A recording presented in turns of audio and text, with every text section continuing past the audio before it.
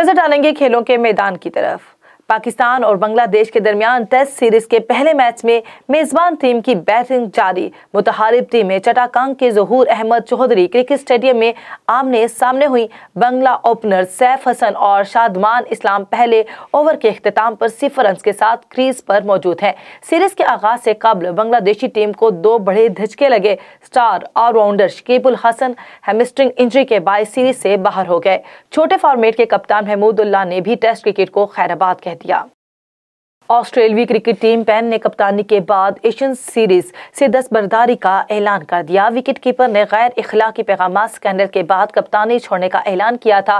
Cricket Australia की जानिब से गैर इखलाकी मैसेज स्कैंडल की तहकीकात के आफ्टर शॉक्स जारी हैं। टीम पैन ने एशियन सीरीज समेत डोमेस्टिक क्रिकेट भी न खेलने का फैसला किया है। ऑस्ट्रेलियाई खिलाड़ी का कहना है कि कुछ वक्त के लिए क्रिकेट से दूरी इख्तियार कर रहे हैं। तारीखी एशियन का आगाज 8 दिसंबर से होगा।